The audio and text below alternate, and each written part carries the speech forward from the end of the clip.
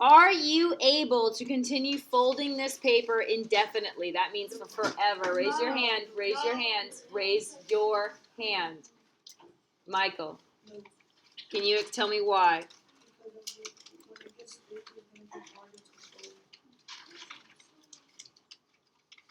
Okay.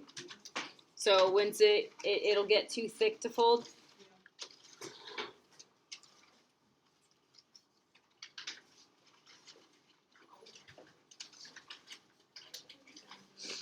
Okay. How would you use a calculator to find the next number in the series? So if we wanted to find the next number in the series, how are we going to do that? 7?